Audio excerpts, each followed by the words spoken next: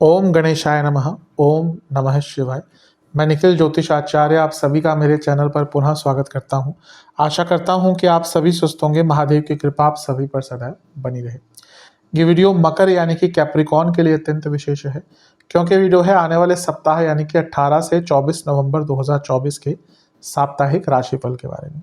कैसा रहेगा आने वाला सप्ताह मकर के लिए।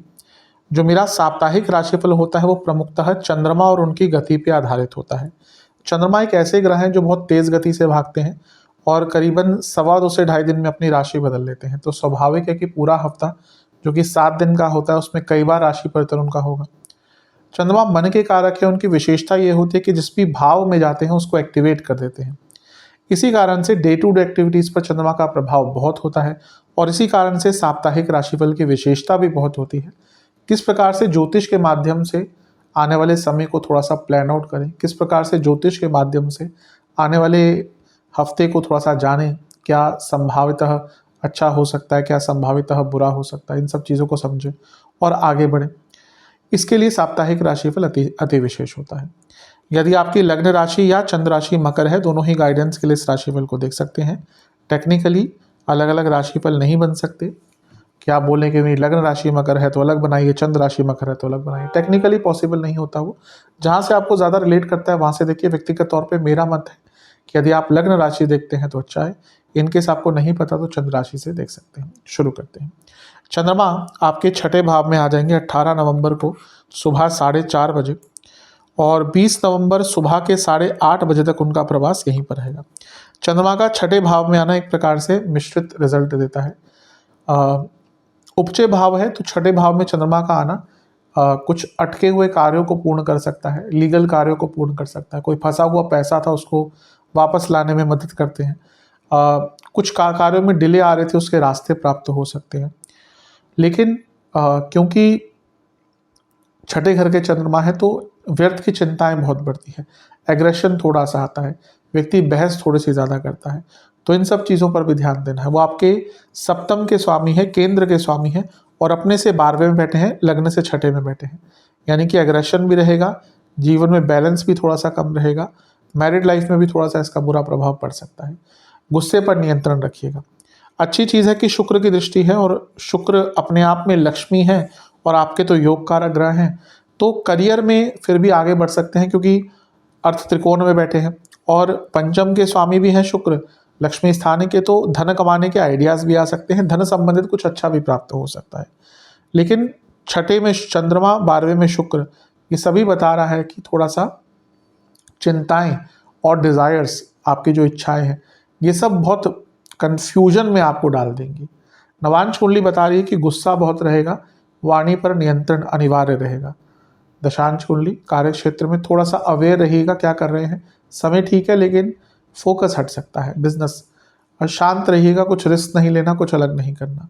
लव लाइफ की जहाँ तक बात है, अंडरस्टैंडिंग बढ़ाइए, उसकी कमी दिख रही है। वैवाहिक जीवन मिसकम्युनिकेशन, मिसअंडरस्टैंडिंग दोनों ही चीज़ें हो सकती हैं और इसके कारण झगड़ा भी हो सकता है। जहाँ तक स्टूडेंट्स की बात है, भ्रमित दिख रहे हैं, ओवर कॉन्फिडेंट दिख रहे हैं, डिल्यूजनल दिख रहे हैं, थोड़ा सा रियलिटी के पास वापस आ जाइए।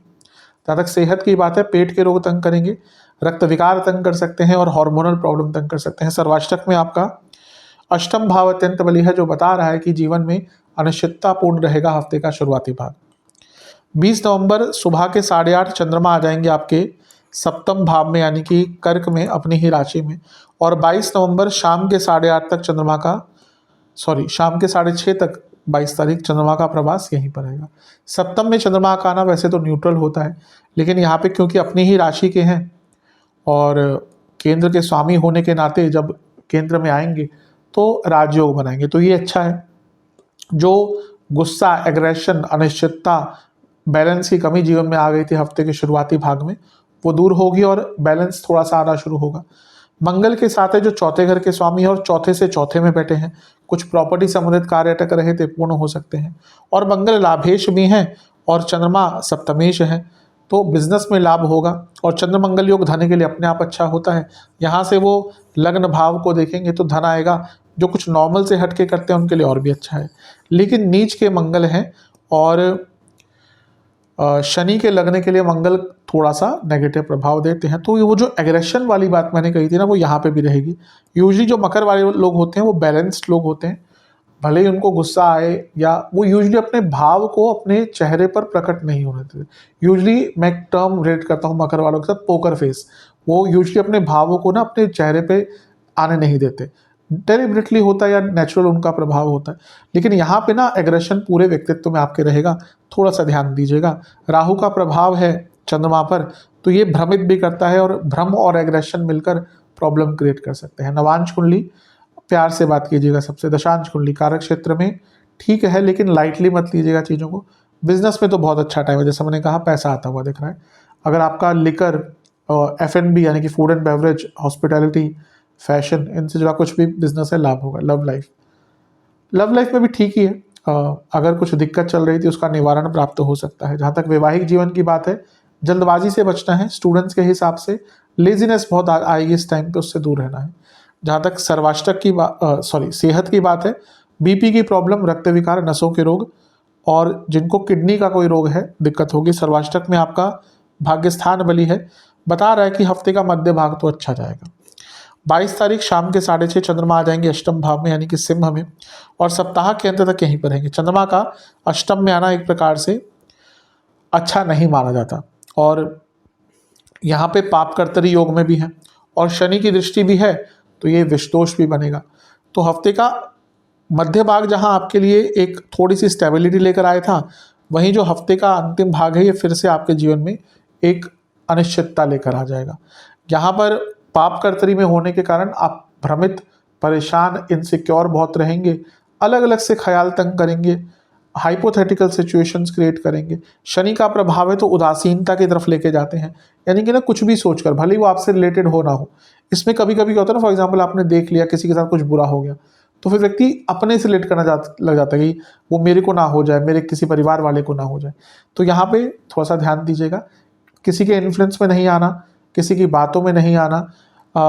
कोशिश आपको ये करनी है कि अपनी वाणी पर भी बहुत अंकुश लगाना है, क्योंकि वाणी के स्थान में बैठकर शनि देख रहे हैं, लेकिन ये जो समसप्तक योग बन रहा है ये वाणी में कटुता और वाणी में चंचलता दोनों लाता है, और यही दोनों ही कॉम्बिनेशन वाणी के लिए अच्छे नहीं है।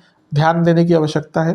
गुरु से केंद्र में है तो टेक्निकली तो गजकेसरी योग बना, लेकिन अष्टम के चंद्रमा है और कोई बहुत ज़्यादा शुभ प्रभाव नहीं है, इसलिए बच के रहिएगा। नवांश कुंडली मेंटली बहुत एग्जॉस्टेड फील करेंगे, एक ब्रेक ले लीजिएगा। अगर ज़्यादा ही तंग हो रहे हैं ना, ज़्यादा ही हम मानसिक रूप से जब प्रताड़ित होते हैं ना, सबसे अच्छी चीज़ है अपने फ़ोन बंद करके, सब कुछ दूर करके 2 घंटे के लिए अलग से बैठ जाइए, कुछ मत सोचिए। मुश्किल होता है क्योंकि आजकल सब कुछ ही हमारा जीवन ऑनलाइन और इन सब चीज़ों से जुड़ा हुआ है, और उसी कारण से कभी कभी ना मेंटली हम बहुत स्ट्रेस फील करते हैं।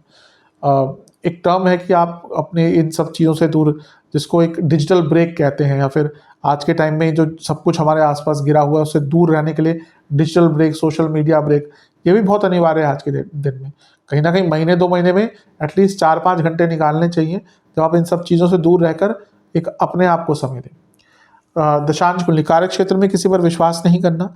बिजनेस ठीक है, लेकिन कुछ नई डील साइन नहीं करनी। कोई डॉक्यूमेंट साइन करने से पहले बहुत केयरफुल रहेगा, गड़बड़ हो सकती है। लव लाइफ में सब ठीक है, लेकिन पुरानी बातों के कारण बहुत दिक्कत होगी, और ऐसा लग रहा है कि ना प्रॉब्लम क्रिएट खुद ही कर लेंगे। कभी होता है ना, हम सोच के कि हाँ ऐसा नहीं हो गया, ऐसा ना हो गया, उसने ऐसा ना सोचा हो, ऐसा ना सोचा हो, उससे हम खुद ही प्रॉब्लम क्रिएट करते हैं। यहाँ पे वैसा ही दिख रहा है। वैवाहिक जीवन ज़्यादा कंट्रोलिंग मत बनिएगा। स्टूडेंट्स गुस्सा बहुत रहेगा, कोई एग्जाम पढ़ता है तो अच्छा करेंगे, लेकिन एग्रेशन आपके अंदर अति मात्रा में, ज़्यादा मात्रा में दिख रही है। सेहत की जहाँ तक बात है, नसों के रोग, दांतों के रोग, आँखों के रोग और प्राइवेट पार्ट से जुड़ी कोई प्रॉब्लम तंग कर सकती है। सर्वाष्टक में 10वां घर बली है। जो लोग जॉब चेंज करने का प्रयत्न कर रहे थे, हफ्ते का अंतिम भाग उनके लिए अच्छा है।